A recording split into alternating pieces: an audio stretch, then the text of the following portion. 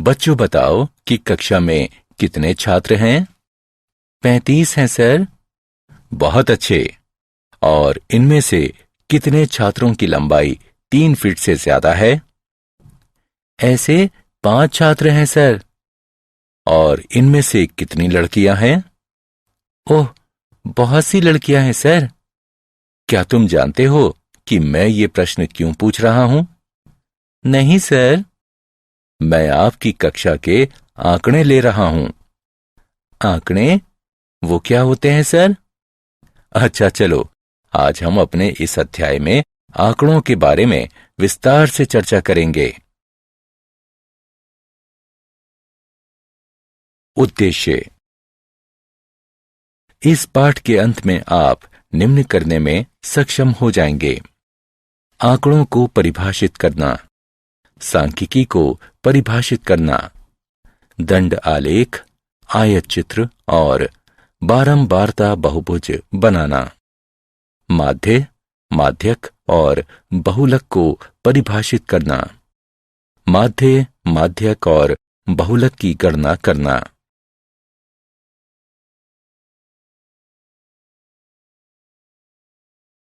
परिभाषा।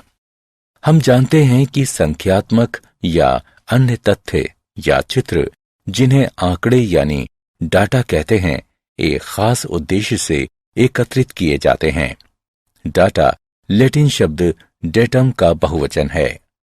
स्टैटिस्टिक्स शब्द लैटिन शब्द स्टेटस से बना है, जिसका अर्थ एक राजनैतिक राज्य होता है। सांख्यिकी का काम आंकड़ों का संग्रह करना है, संगठित करना, विश्लेषित करना और निर्वचन करना।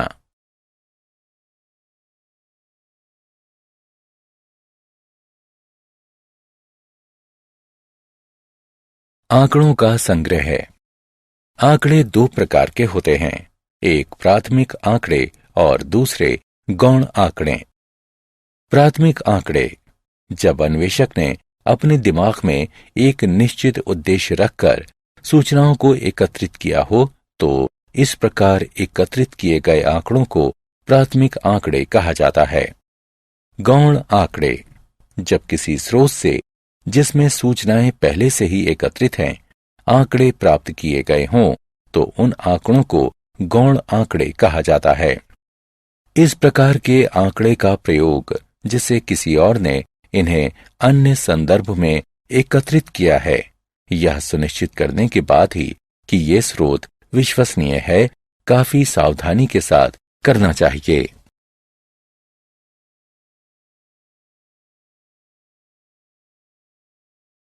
आंकड़ों का प्रस्तुतिकरण। आंकड़ों का संग्रह करने के बाद अन्वेषक को इन आंकड़ों को ऐसे रूप में प्रस्तुत करने की विधियों को ज्ञात करना होता है जो अर्थपूर्ण हो और सरलता से समझी जा सकती हों। आइए अब कुछ उदाहरणों को देखें जो आंकड़ों को प्रस्तुत करने की विभिन्न विधियों को दर्शाते हैं। संख्याओं को देखो। ये संख्याएं विज्ञान विषय में 10 छात्रों द्वारा प्राप्त किए गए अंक हैं। आंकड़ों के इस रूप को यथा प्राप्त आंकड़े कहते हैं। छात्रों द्वारा प्राप्त न्यूनतम अंक 25 है और छात्रों द्वारा प्राप्त अधिकतम अंक 95 है। यदि हम इन संख्याओं को आरोही या अवरोही क्रम में लिखते हैं, तो हमारे लिए अधिकतम अंक और न्यूनतम अंक ज्ञात करने में आसानी होगी। आंकड़ों को आरोही क्रम या अवरोही क्रम में लिखने पर काफी समय लग सकता है, विशेष रूप से तब जबकि प्रयोग में प्रेक्षणों की संख्या अधिक हो, जैसा कि अगले उदाहरण में आप देख सकते हैं। अतः यह आरोही क्रम है। अब हम स्पष्ट रूप से देख सकते हैं कि न्यूनतम अंक 25 है और अधिकतम अंक 95 है। आंकड़ों के अधिकतम और न्यूनतम मानों के बीच के अंतर को आंकड़ों का परिसर कहा जाता है। अतः इस उदाहरण में परिसर 95 घटा 25 बराबर 70 है।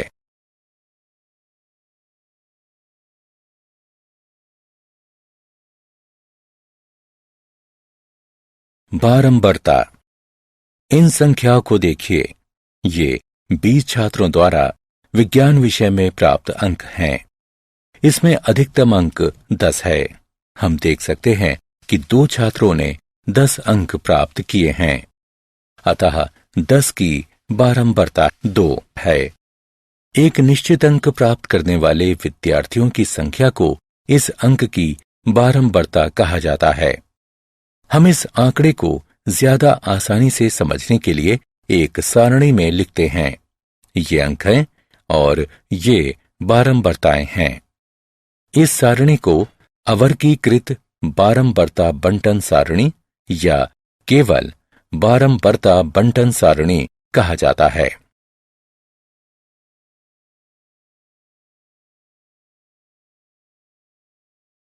वर्गीकृत बारंबारता बंटन सारणी।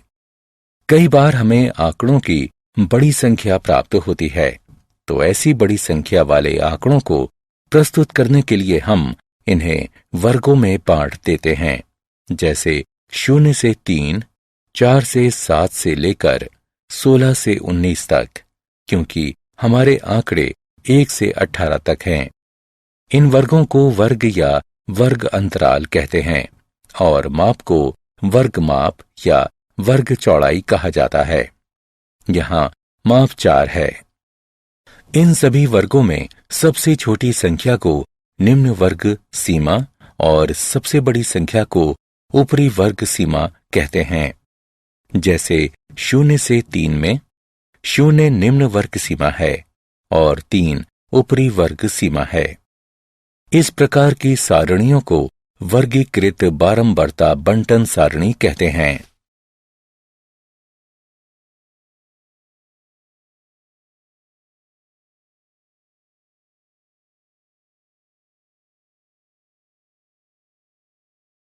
आंकड़ों का आलेखीय निरूपण। जब आंकड़ों को सीखने वालों के सामने चित्रात्मक या आलेखीय रूप में निरूपित किया जाता है, तो यह निरूपण को ज्यादा दर्शनीय और समझने योग्य बनाता है। आंकड़ों को आलेखीय रूप में निरूपित करने के कई प्रकार हैं। दंड आलेख, एक समान चौड़ाई और परिवर्ती चौड़ाइयों वाले आयत चित्र और बारंबारता बहुभुज। आइए इनके बारे में एक एक करके जानें। दंड आलेख।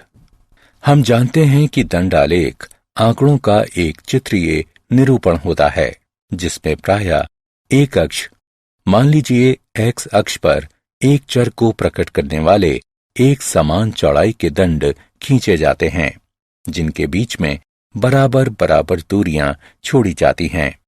चर के मान दूसरे अक्ष, मान लीजिए वाई अक्ष पर दिखाए जाते हैं और दंडों की ऊंचाइयां चर के मानों पर निर्भर करती हैं।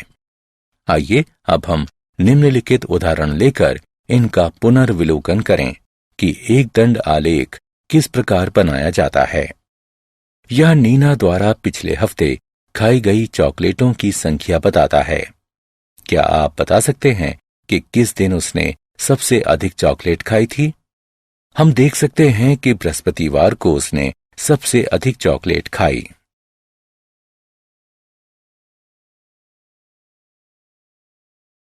दंड आलेख का निरूपण।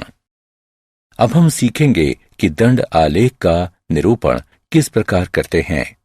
इस सारणी को देखिए। यह 20,000 मासिक आय वाले परिवार के विभिन्न वस्तुओं पर खर्च को दर्शाती है। आइए एक दंड आलेख खींचिए। दंड आलेख बनाने के लिए हम वस्तुओं को क्षैतिज अक्ष पर और खर्च को ऊर्ध्वाधर अक्ष पर दर्शाते हैं। दोनों अक्षों पर वस्तु और खर्च को चिन्हित कीजिए।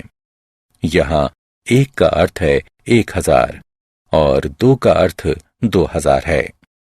अब अपनी पहली वस्तु को निरूपित करने के लिए, जो कि ग्रोसरी है, हमें 4 इकाई का एक दंड बनाना है।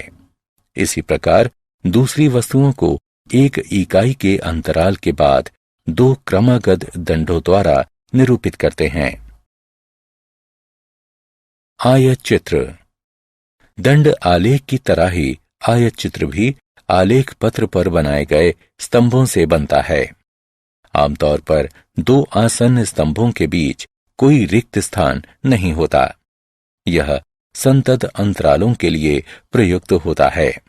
इस बारंबारता सारणी और इस वर्ग अंतराल को देखिए।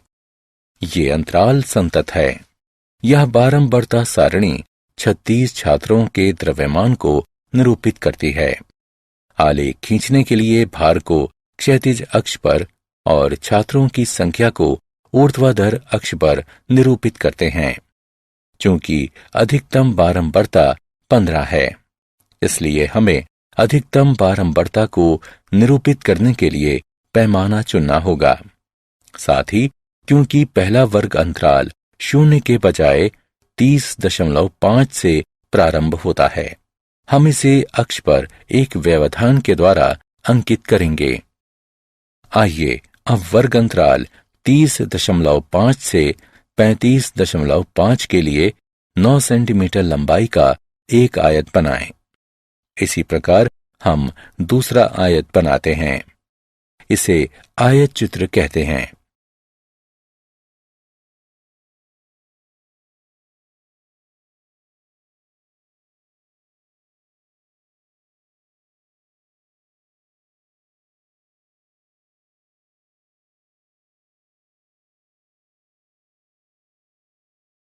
बारंबारता बहुभुज।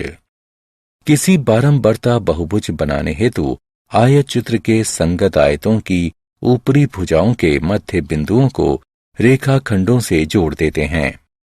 आयत चित्र बनाए बिना ही बारंबारता बहुभुजों को स्वतंत्र रूप से भी बनाया जा सकता है। इसके लिए हमें आंकड़ों में प्रयुक्त वर्ग अंतरालों के मध्य बिंदुओं की आवश्यकता होती है। वर्ग अंतरालों के इन मध्य बिंदुओं को वर्ग चिन्ह कहा जाता है। वर्ग अंतराल के वर्ग चिन्ह प्राप्त करने के लिए हमें सभी ऊपरी सीमाओं और निम्न सीमाओं का योग करके उसे 2 से विभाजित कर देते हैं। बारंबारता बहुभुज समान प्रकृति के दो अलग अलग आंकड़ों की तुलना करने में बहुत उपयोगी होता है, जैसे एक ही विद्यालय के 2 फुटबॉल टीमों के प्रदर्शन की तुलना।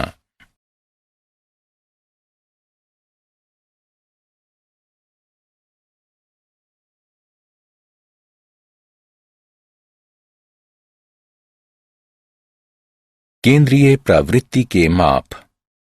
केंद्रीय प्रवृत्ति का आशय आंकड़ों के माध्य या किसी खास मान से होता है और इसका मापन माध्य, माध्यक और बहुलक से किया जाता है। आइए एक एक कर इनके बारे में जानें। माध्य। अनेक प्रेक्षणों का माध्य या औसत सभी प्रेक्षणों के मानों के योग को प्रेक्षणों की कुल संख्या से भाग देने पर प्राप्त होता है।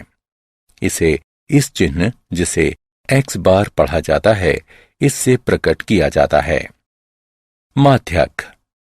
माध्यक दिए हुए प्रेक्षणों में वह मान होता है जो इसे ठीक ठीक 2 भागों में विभक्त कर देता है। जब प्रेक्षणों की संख्या n विषम होती है, तब माध्यक n/1/2वें प्रेक्षण का मान होता है। उदाहरण के लिए यदि n बराबर 13 है, तो 13/1/2वां माध्यक होगा, जो कि 7वां प्रेक्षण है। और प्रेक्षणों की संख्या n सम होती है, तब माध्यक n/2वां और n/2 जमा 1वां प्रेक्षणों का माध्य होता है। उदाहरण के लिए यदि n बराबर 16 हो, तो 16/2वां और 16/2 जमा 1वें प्रेक्षणों के मानों का माध्य अर्थात 8वें और 9वें प्रेक्षणों के मानों का माध्य ही माध्यक होगा। आखिरी माप बहुलक है। बहुलक प्रेक्षण का वह मान होता है जो बार बार घटित होता रहता है, अर्थात अधिकतम बारंबारता वाले प्रेक्षण को बहुलक कहा जाता है।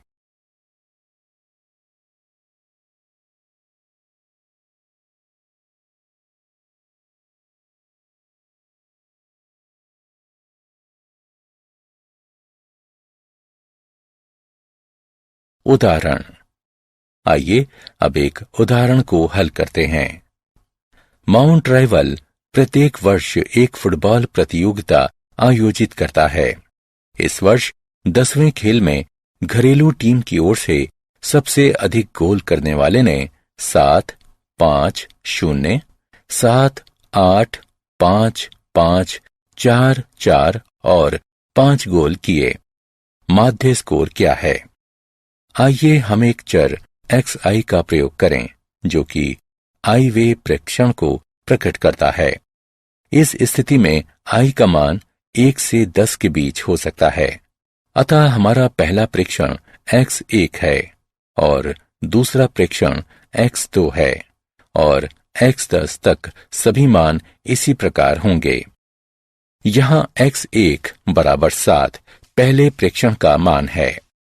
इसी प्रकार x2 बराबर 5, x3 बराबर 0, x4 बराबर 7, x5 बराबर 8, x6 बराबर 5, x7 बराबर 5, x8 बराबर 4, x9 बराबर 4 और x10 बराबर 5। अतः माध्य x बार बराबर सभी प्रेक्षणों का योग बटे प्रेक्षणों की कुल संख्या, जो कि x1 जमा x2 जमा x3 जमा x4 जमा x5 जमा x6 जमा x7 जमा x8 जमा x9 जमा x10 बटा 10 के बराबर है, जो 7 जमा 5 जमा 0 जमा 7 जमा 8 जमा 5 जमा 5 जमा 4 जमा 4 जमा 5 बटा 10 के बराबर है। यह 50 बटा 10 के बराबर है, जो कि 5 के बराबर है। अतः माध्य स्कोर 5 है। यदि प्रेक्षणों की संख्या ज्यादा जैसे x 30 होती तो माध्य की तुलना करने में काफी समय लगता। ऐसे प्रश्नों को हल करने के लिए हम संकलन के लिए ग्रीक चिन्ह सिग्मा का प्रयोग करते हैं। अतः x1 जमा x2 जमा x3 जमा इत्यादि जमा x 30 तक लिखने के बजाय हम इसे xi का योग लिखते हैं, जहां i का मान 1 से 30 तक विचरण करता है। यह अवर्गीकृत बारंबारता के लिए है। 20 छात्रों द्वारा प्राप्त अंकों 10 में से उसका बहुलक ज्ञात कीजिए। हम जानते हैं कि बहुलक उस प्रेक्षण का मान है जिसकी बारंबारता अधिकतम होती है। आइए इन चिन्हों को आरोही क्रम में व्यवस्थित करें। हम देख सकते हैं कि 9 सबसे अधिक आ रहा है, अतः हम कह सकते हैं कि 9 ही अंकों का बहुलक है।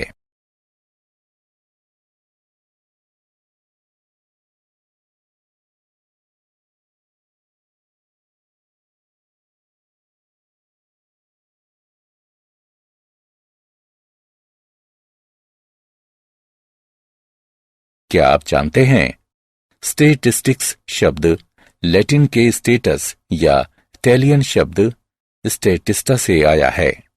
इन शब्दों का अर्थ राजनैतिक राज्य या सरकार होता है। शेक्सपियर ने अपने नाटक हेमलेट सन 1602 में स्टेटिस्टिक्स शब्द का प्रयोग किया है।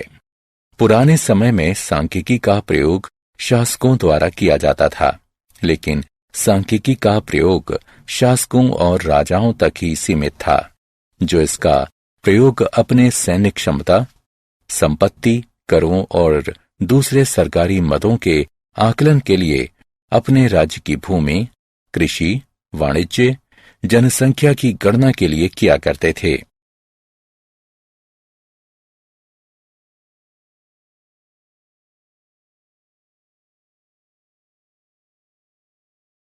सारांश। आइए हमने जो कुछ सीखा है उसे संक्षेप में दोहराएं। एक निश्चित उद्देश्य से एकत्रित किए गए तथ्यों और अंकों को आंकड़ा कहते हैं। सांख्यिकी अध्ययन का वह क्षेत्र है जिसमें आंकड़ों के प्रति प्रस्तुतिकरण, विश्लेषण तथा निर्वचन पर विचार किया जाता है। अवर्गीकृत आंकड़ों की केंद्रीय प्रवृत्ति की 3 माप हैं। माध्य, प्रेक्षणों के सभी मानों के योग को प्रेक्षणों की कुल संख्या से भाग देने पर माध्य प्राप्त हो जाता है। इसमें x प्रकट किया जाता है। माध्यक, माध्यक सबसे मध्य वाले प्रेक्षण का मान होता है। जब प्रेक्षणों की संख्या n विषम होती है तब माध्यक n/1/2वें प्रेक्षण का मान होता है, और यदि प्रेक्षणों की संख्या n सम होती है तब माध्यक n/2वें और n/2 = 1वें प्रेक्षणों का माध्य होता है।